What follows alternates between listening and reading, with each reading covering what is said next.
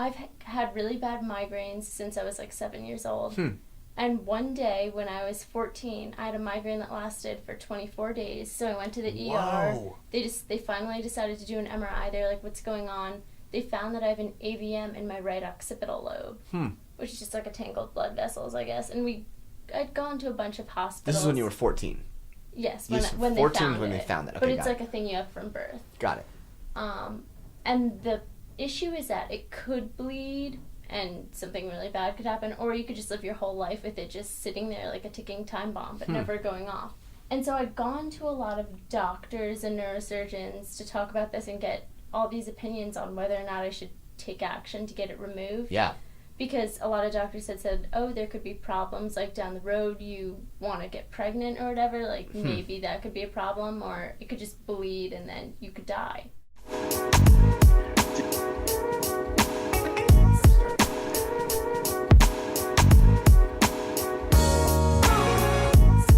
It'll be interesting when you go back out there to like start to interview again and be able to say like, this happened and I wasn't able to work, but instead I channeled that into publishing a book. And people would be like, what? You did what? Like, wait a second, you had a stroke, and then a year later, a little more than 18 months later, you publish a book? So what did people say when you're like, I think I'm going to do this experience and write a book? Like, did anyone say like, dude, like, that's crazy? Why? Like, why would you do that? Yeah. And I mean, I say the same thing. I'm like, well, I need to like stay cognitively engaged. Yep. And work towards something that's productive and feel like just feel like I'm doing something. So I mean, my parents they encouraged me to do this too, because I told them when you had first initially sent me that email. Yep. I told them, they're like, oh, that sounds like a great thing and a good way for you to spend your time. Like, you should totally do that. I was like, good. Well, here we are. And yes, and here we are. And how's it been then, I guess, for you, now that you've you're like not far from a manuscript, right? Like, kind of crazy to think about it. I know.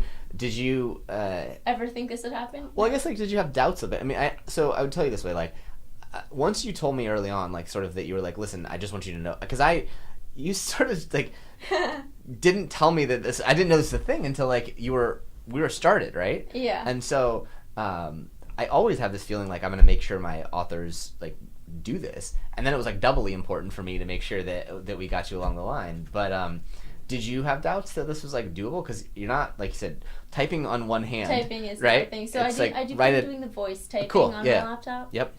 So I just kind of speaking it is how I've been doing it for the most part. But I mean, yes, I had doubts. Thinking maybe it was too soon for me to jump into a project like this. But honestly, the time is now. Sure. There's no other. Yeah. And I do wonder, had none of this happened, had I been at my job now and you'd reached out, would I have been like, oh, totally, this is something I want to do? Yeah. Or just been like, oh, well, I'm too busy, with work and everything. Right. Does this also help you get more clarity on, what happens next for you in terms of, some of those adventures ahead? I think definitely. I'm hoping that it'll...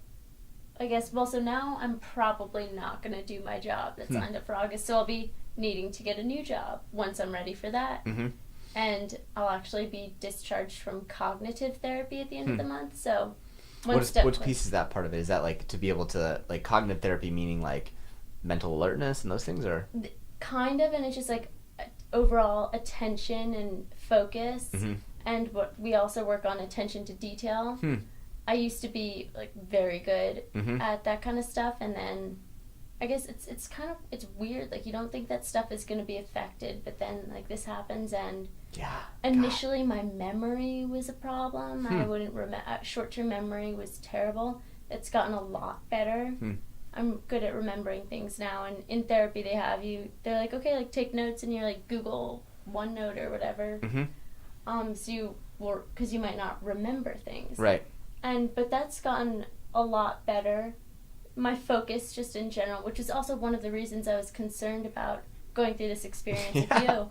It's my attention and focus is not what it was when I was back at Georgetown. Will that be a problem for me?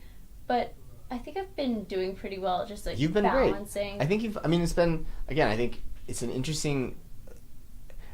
It'll be interesting for you to reflect on this afterwards, and even maybe to compare to others, because part of me thinks, and again, I'm just guessing a little bit, but like having sort of this rigidity and being able to push a little bit to sort of say, like, I mean, you've been always really good at like keeping on track with things, like having the, like, so there's sort of a weekly cadence of things and sort of these bigger milestones. But it's been interesting, I think, to see you almost be able to put those out there and then, you know, push towards them, because I think it gives you sort of that like discipline to do it.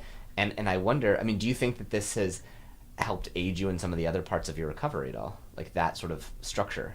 Definitely, because I think just having a project that I'm working on and setting the little goals for myself, like, okay, this week I need to do this, and having the long-term and the short-term goals. But you wrote a book about your interests, and it aided you in your recovery, right? Like, it's a... it's a good way to tie them together, because in a way, it's true. I don't necessarily... Maybe if I were able to, like, completely recover, I would write a book about that whole process and everything, and it would be a really good book, but I don't want, like, having a terrible brain injury to be a thing that defines me. Exactly. Or, like, when I meet people and I'm applying for jobs or whatever in a year, however long it is, I don't want them to, like, see me walking down the street and, like, think, oh, I wonder what happened to that girl. Right. Well, and you're it's a part of you, it's not you. Right? Like, exactly. It's part of your story. That's funny, I was actually talking to my dad about that, too, and he's saying the same thing. He's like, you're going to be in a very good position when you are able to, like, start going on interviews for a job and stuff. You have a great story to share. So, yeah, it's just weird to think about. It's one, wild that this will be about. Published in September, and it'll have just been a year and a half after I've had this incredibly traumatic experience. Yeah.